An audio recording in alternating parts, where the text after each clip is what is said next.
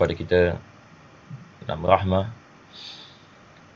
dan kita berdoa kepada Allah SWT, mudah-mudahan di hari Jumaat ini yang bahagia ini, Allah SWT yang menyelamatkan kita daripada segala bala, menyelamatkan kita daripada segala babak, dan menyelamatkan semua kaum mukminin dan mukminat wal muslimin dan muslimat di mana saja ini mereka berada.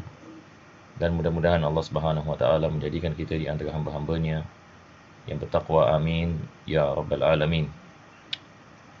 Pertama sekali jemaah dirahmati Allah, insya-Allah ini kita akan meneruskan kita punya sesi pengajian, dan sesi ini yang live.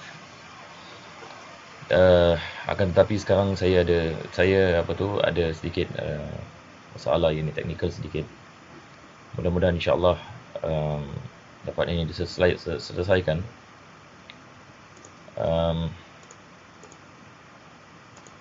Jadi saya mungkin mengambil masa sedikitnya.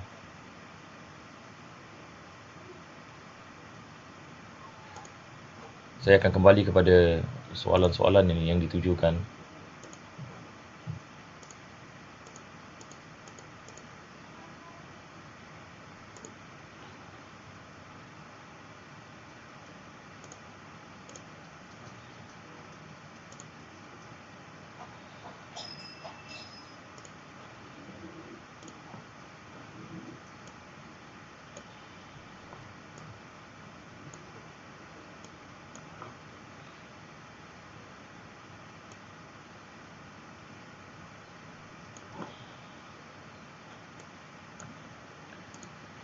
Jadi insya-Allah kita akan masuk pada soalan yang pertama, yang mana penulis ini mengatakan ini adalah berkenaan dengan soalan jamak ya. Maka beliau mengatakan,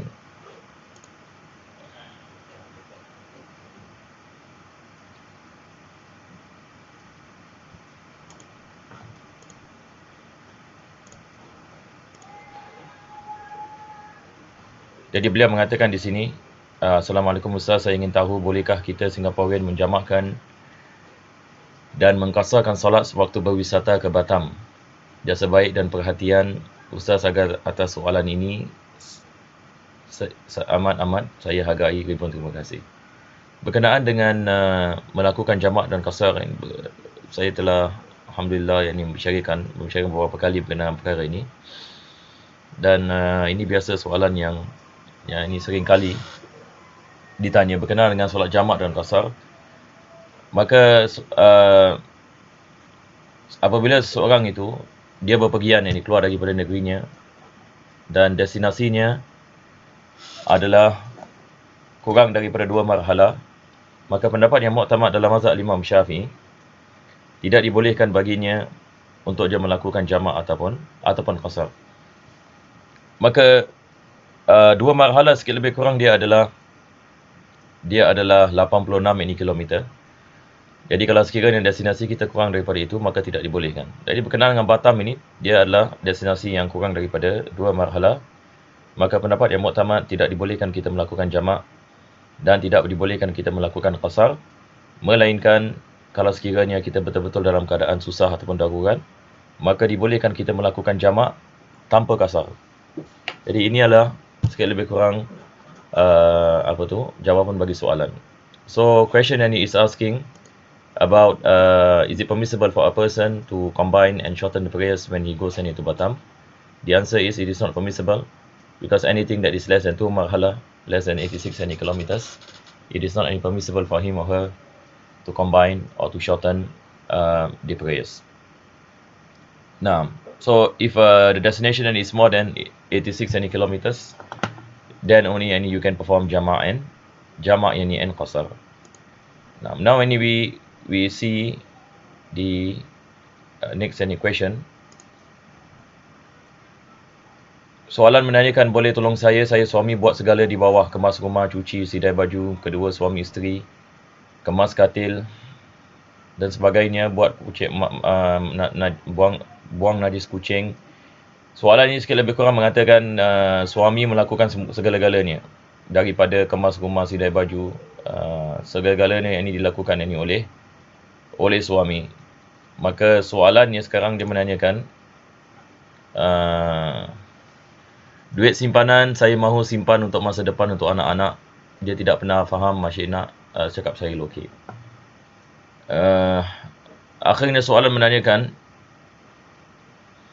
tolong saya sebagai suami. Ini berkenaan dengan perkara ini, sebagai seorang suami, kita nak kena mendidik ini isteri kita. Maksudnya, kalau kita lihat apa yang kita melakukan misalan, kalau kita lihat ini apa yang kita melakukan membawa kepada manfaat ini kepada keluarga, maka perlu kita terangkan kepada isteri kita.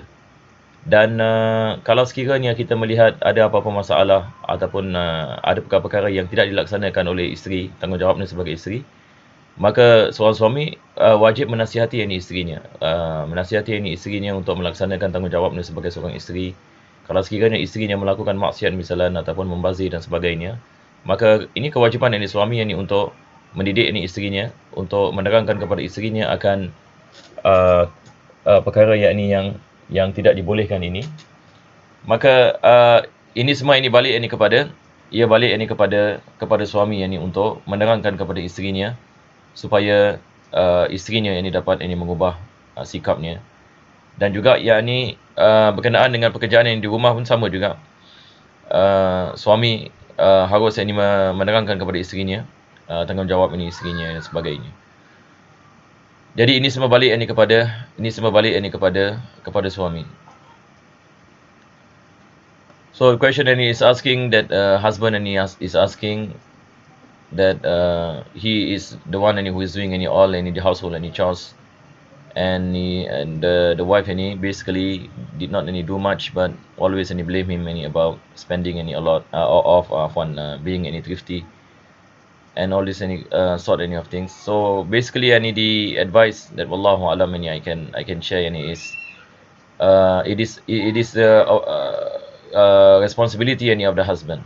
Responsibility of the husband to educate the wife. If the husband sees the wife does not perform her obligations as a wife, then it is compulsory upon the husband to educate the wife and to have a certain type of discipline in the house.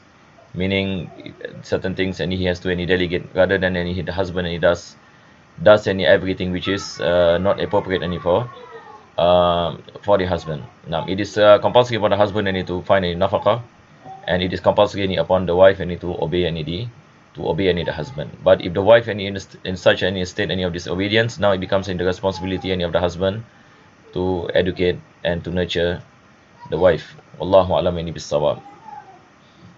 Sekarang insya-Allah kita pergi kepada soalan yang seterusnya. Salam Ustaz. Waalaikumsalam. I am very shy to state all of my particulars, but this is a real question and I'm really in a dilemma and feeling hopeless. I've committed zina and I'm feeling so guilty and hopeless about it. I feel like I'm so sinful that Allah will never forgive me and feel so guilty towards my future spouse. And I always feel sad about this. It has come to a point where I also feel that it has affected my mind and emotional state very badly. Please advise me, Ustaz, on what I should do to make myself feel better rather than hopeless. If can forget about it, I feel so lost. So this is basically a question about a lady. So I understand from the question that a lady has committed a zina and she has deep regret for this sin that she has done. And now she is at loss and in a dilemma and feel shy, and at the same time also in a state of emotional where she feels guilty for the future spouse and so on and so forth. So again this question is asking basically for the advice pertaining to this situation. If a person find himself in a state of where he or she has committed any sin, what the first thing that is compulsory upon her is to make tawbah to Allah Subhanahu Wa Taala. Especially this is a major sin, so it is compulsory upon her to make any tawbah to Allah Subhanahu Wa Taala. Tawbah here it means tawbatun nasuha. Tawbatun nasuha goes back to a few any pillars, as what we mentioned many a times. The first thing is you have any to regret, which Alhamdulillah, the sister here, she has any regret and deep any regret for what she has done. And this is basically one of the most any important thing, and I would like to say to not only any to the person who asking this question, but to all of us. This is a thing that is important and for everyone to understand. Having a regret is one of the important pillars in taubat. So if you find yourself and committed a major sin and you have deep any regret, do not any be disappointed in that sense, because Allah will forgive any your sin. What is important is you have any regret to Allah Subhanahu Wa Taala for committing any the sin, and you promise Allah Subhanahu Wa Taala that you will not go back any to the sin again, and you stop any committing that particular sin. These are the three pillars any of taubat. So if you do these pillars any of taubat, then what you call it, you must be confident and you must be assured that Allah Subhanahu Wa Taala has forgiven any your sin. Allah is Ghafur, Allah is Rahim, and insan and he makes mistakes, and the best any of those who makes mistakes. So our Prophet SAW mentioned, wa khairul khata'in at-tawwabun. They are the people who always return to Allah Subhanahu Wa Taala for tawbah. So if you have any regrets, what I mentioned, and you promise Allah Subhanahu Wa Taala that you will not commit any the sin again, then you do not ever be disappointed. This is also important point here. Do not be disappointed, because shaitan and he will always do incur his waswas by telling you that since you have committed any zina, then there is no point of you turning back to Allah Subhanahu Wa Taala. There is no point of you starting a new life. Then you will be regretful because your husband and he will find out, and so on and so forth. So you should not pay attention to this whispers. This is the whispers of shaitan. You should be strong. You should be focused to Allah Subhanahu Wa Taala, and at the same time, you should start off a new life, meaning start to seek knowledge and obey Allah Subhanahu Wa Taala, perform the obligations, refrain from the prohibitions, and do not inform this to your future spouse, or do not inform this to the people around you, because it will lead you to serious issues after that. So just keep it to yourself, between you and Allah Subhanahu Wa Taala. Make taubat. Maka soalan ini dia menanyakan, seorang wanita menanyakan dia telah melakukan zina, maka dia menyesal menyesalnya. Maka dia menanyakan apa yang dia harus lakukan, dan dia rasa sedih dan sebagainya. Lepas itu dia takut nanti bila dia berkahwin nanti, bagaimana dengan keadaan suami dan sebagainya kalau dia dapat tahu yang dia telah melakukan zina. Maka perkara ini pertama sekali diwajibkan ke atasnya untuk bertaubat kepada Allah Subhanahu Wa Taala. Dan bertaubat ini kita ada beberapa rukun. Pertama sekali adalah mesti ada kesal kepada Allah Subhanahu Wa Taala, yang mana saya mengatakan alhamdulillah wanita ini dia ada kesal kepada Allah. Maka ini adalah salah satu daripada rukun yang besar dalam taubat kepada Allah Subhanahu Wa Taala, sangat penting sekali. Perkara yang kedua adalah dia berazam untuk tidak kembali kepada maksiat, dan ketiga adalah dia berhenti daripada melakukan maksiat, dan dia melaksanakan kewajipan, melaksanakan apa yang diperintahkan oleh Allah Subhanahu Wa Taala, usahakan atas sunnah. Maka setelah dia melakukan taubat nasuha, insya-Allah Allah akan mengampunkan segala dosanya. Allah Subhanahu Wa Taala dia akan mengampunkan segala dosanya. Jadi jangan seseorang itu dia kecewa daripada rahmat Allah Subhanahu Wa Taala. Ini adalah mesej apa yang saya nak mengatakan. Sebab daripada waswas syaitan yang akan mengatakan tak guna kau kembali kepada Allah, kau telah melakukan zina, ini adalah dosa yang besar, kau dilaknati oleh Allah dan sebagainya. Jadi jangan kita terjebak dalam waswas syaitan, sebab ini yang syaitan nak. Sebab menyesal daripada rahmat Allah Subhanahu Wa Taala boleh menyebabkan kekufuran. Jadi saya nasihatkan kepada orang yang menanyakan soalan ini, jangan takut, jangan takut. Kita harus yakin Allah bersama kita. Allah ampunkan dosa. Allah SWT mengatakan, innallaha la yaghfiru an yushraka bihi wa yaghfiru ma duna dzalika liman yasha. Allah tidak mengampunkan syirik, tetapi Allah mengampunkan segala-gala dosa selain daripada syirik. Dan maksud syirik di sini adalah mati dalam syirik. Bukan maksudnya satu orang ini misalnya dia dulu dia syirik kepada Allah, selepas itu tidak taubat begini, bukan. Ada orang mungkin salah faham berkenaan dengan perkara ini. Tetapi maksudnya adalah apabila seseorang itu mati dalam syirik, ini yang tidak diampunkan oleh Allah. Tetapi selagi mana manusia itu diberikan kehidupan, alhamdulillah, dan sekarang ini kita diberikan kehidupan masa kita hidup. Kita boleh bertaubat sekarang, kita boleh baca Al-Quran, kita boleh berzikir kepada Allah, kita boleh belajar agama dan sebagainya. Ini adalah masa-masa dan peluang-peluang yang kita nak kena mendekatkan diri kepada Allah. Lebih-lebih lagi keadaan kita sekarang ini, semua kebanyakan daripada kita berada di rumah disebabkan wabak ini sedang berlaku. Maka kita mengambil kesempatan ini untuk kita meningkatkan iman, untuk kita meningkatkan amalan kita, insya-Allah. Ini adalah peluang daripada Allah SWT. Sebab ini kita tak tahu bila kita akan hidup. Besok kalau kita mati, kita dah tak boleh melaksanakan yang diperintahkan oleh Allah SWT. Mudah-mudahan Allah memberikan kepada kita taufik ini, insya-Allah. Nah, sekarang ini kita kembali kepada soalan yang seterusnya. Soalan yang seterusnya ini kita telah jawab minggu lepas. Soalan yang seterusnya menanyakan di sini, Assalamualaikum Ustaz. Waalaikumsalam. Bagaimana cara untuk mengatasi masalah ini? Saya sudah berkahwin, akan tetapi saya terpikat akan kawan isteri saya, malah seperti sudah jatuh cinta dengannya dan selalu terbayang-bayang akan wajahnya, dan kadang-kala akan timbul rasa rindu walaupun tiada perhubungan dengannya. Ini satu perkara yang boleh dikatakan boleh mendatangkan kegembiraan untuk saya jika saya ternampak dia, tapi pada masa yang sama ia juga akan merunsingkan fikiran saya kerana saya sudah berumah tangga. Berumah tangga. Sekejap ya.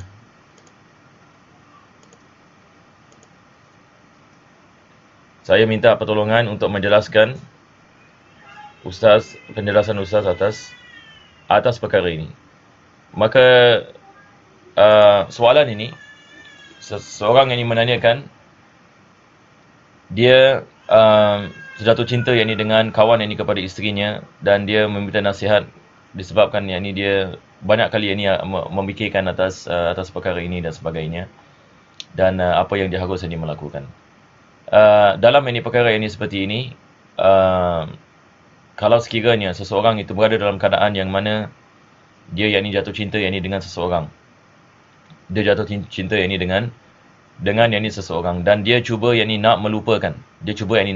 Pertama sekali kita harus faham ya, apa yang saya ingin mengatakan ini bukan satu perkara yang remeh. Pada hakikatnya, berkenaan dengan jatuh cinta kepada seseorang ini, dia memerlukan masa untuk seseorang itu melepaskan dirinya daripada ikatan ini. Ini adalah daripada perkara yang agak sukar sekali kalau sekiranya seseorang itu terjebak di dalam kecintaan ini seperti ini.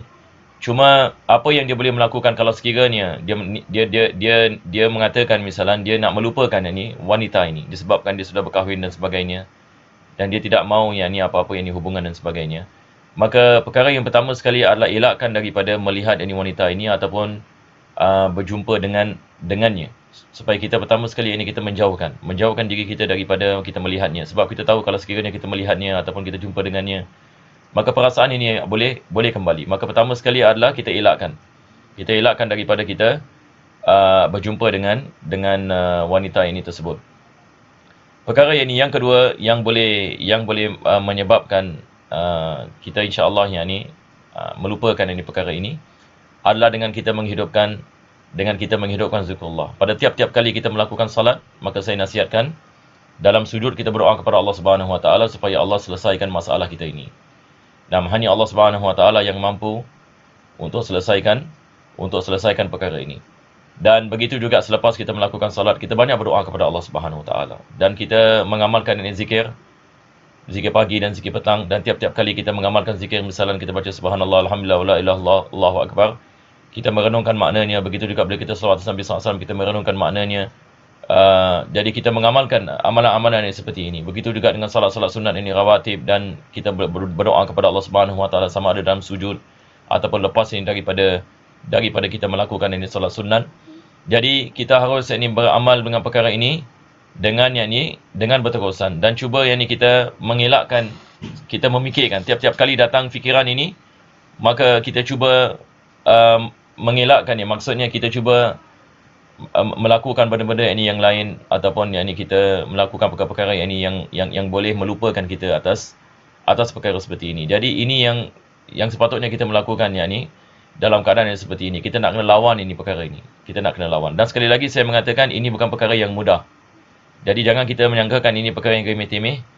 Akan tetapi dia adalah perkara yang memerlukan kepada usaha, memerlukan kepada doa, memerlukan kepada zikir, Dan dia pada hakikatnya tidak ada ubat ini, tidak ada ubat. Sebab kita kalau kita pergi doktor sekalipun tidak ada ubat yang boleh menghilangkan ini perasaan ini, sebab dia ada mengait dengan roh kita.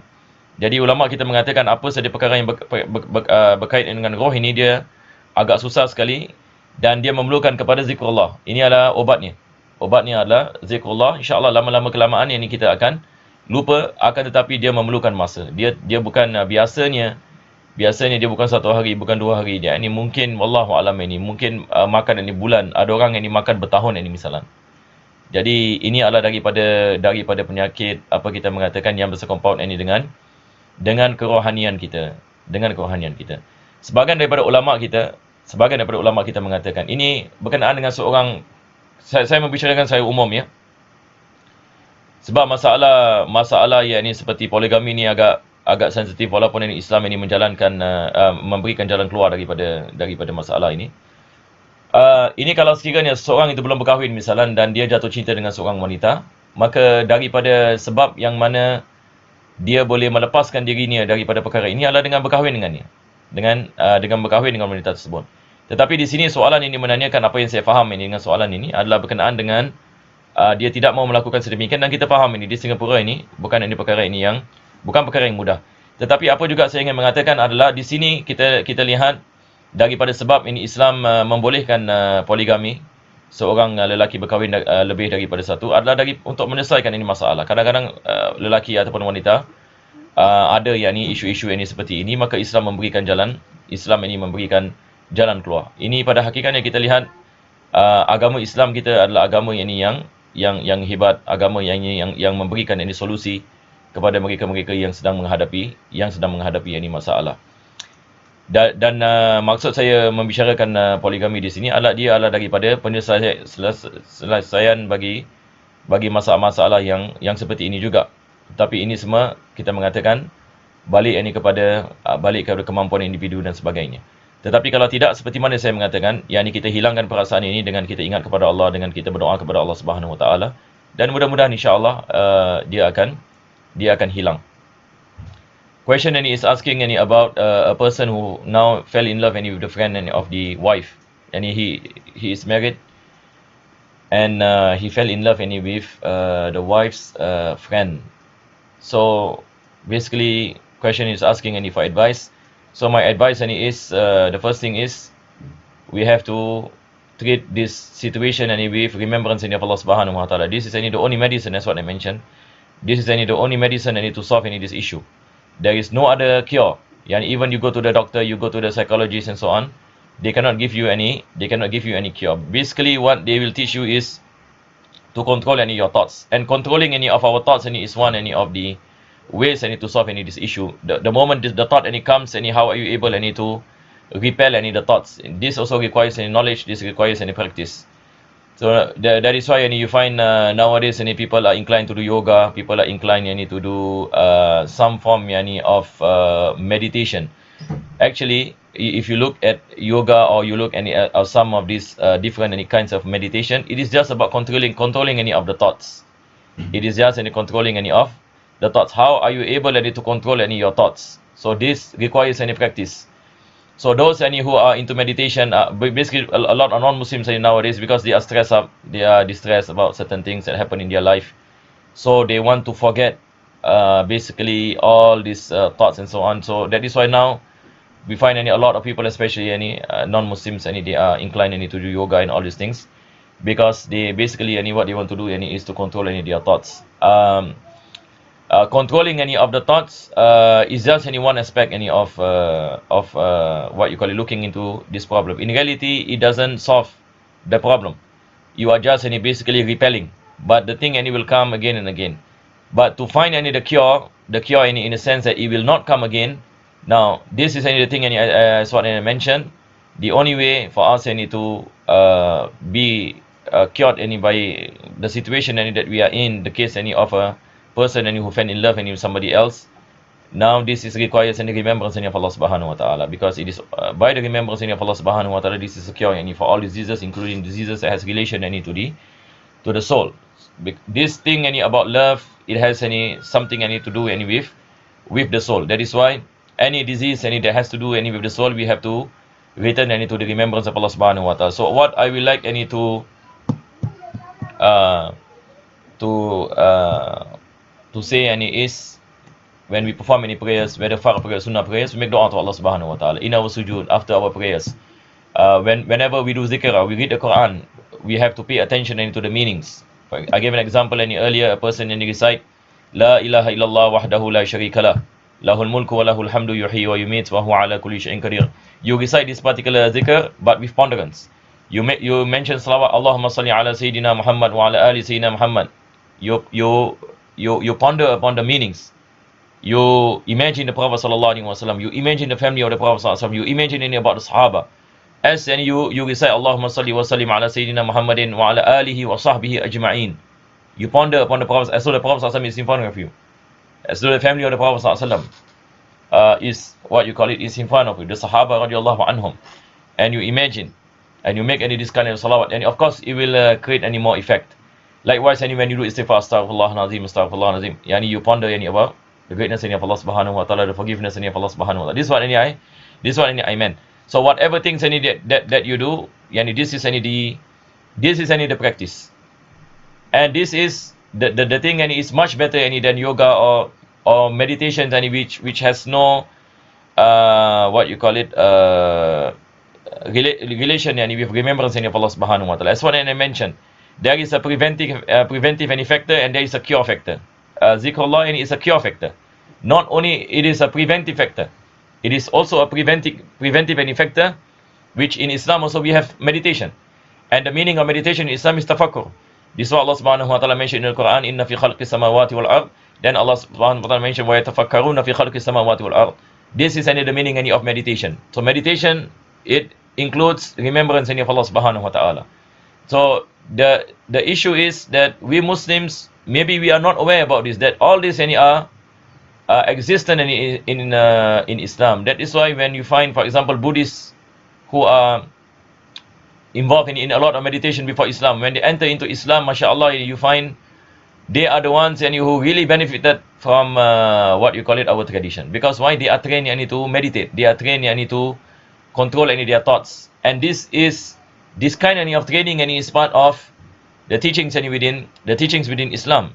Now, as what I mentioned, because when it comes to remembrance of Allah Subhanahu Wa Taala, we are in need of tafakkur. When it comes to looking at the creations of Allah Subhanahu Wa Taala, we are in need of tafakkur. And this kind of thing, what you call it, even other religions also they have such things, and the importance of engaging in remembrance of God, the importance of having any meditation and to focus in the thing that we are thinking. You will find that other religion also they have such things, because if you study any history, you will find that many or we say some, or maybe a lot of religions out there, they are religions that are propagated by prophets and messengers last time. Nowadays people are saying, for example, Buddha, what you call it, is a prophet of Islam. And you find, for example, in the teachings of Buddhism, there is a very what you call it, heavy teachings on Sufism, for example, the importance of what you call it, training ourselves not to be attached into the dunya, to live in a state of zuhud, meaning always to make shukr and to be patient when calamity comes. And they have this in their teachings. And if you look at Islam also, we have what you call it, these things within Islam, the spiritual aspect in Islam, tazkiyatun nafs. And likewise, pertaining to remembrance also, we have our adhkar and zikrullah that Islam taught us, the Prophet sallallahu taught us. So we find that, subhanallah, all these good things are present in Islam. Is either we know about it or we do not know any about it. There are a lot of people they are not aware about this in Islam, because this is a field of knowledge that we have to study, especially in the knowledge of tasawwuf. Our scholars speaks about how to make zikrullah. How are we able to control our thoughts and so on. And you can read the books of Imam Ghazali and the books of our ulama.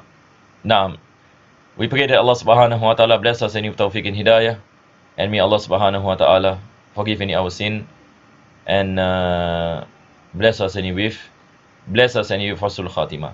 Satu lagi perkara, jemaah dirahmati Allah, saya nak mengatakan saya ni pada hakikatnya, saya belum lagi familiar juga dengan cara-cara yang ni sendirian ini berbual ataupun depan video. Jadi kadang-kala saya merasa mungkin ini agak kekok sedikit. Tapi insya-Allah yang ni masa-masa yang ni yang akan datang, insya-Allah mudah-mudahan keadaan ini lebih baik juga dalam menggunakan aplikasi-aplikasi yang ni yang ada ya. Mudah-mudahan Allah SWT membantu kita semua. Dan akhir sekali kita mendoakan juga bagi diri kita, Allah selamatkan kita daripada segala wabak, daripada segala masalah di dunia dan akhirat. Amin. Ya Rabbal Alamin, Rabbana taqabbal du'ana innaka antas samiul alim, wa tub alaina innaka antat tawwabur rahim. Wa akhtim bis salihati a'malana wa ajrina Allah ya karim. Bi fadli subhana rabbika bil izzati amma yasifun. Salamun alal mursalin. Alhamdulillahi rabbil alamin. Taqabbalallahu minkum. Jazakumullahu khairan.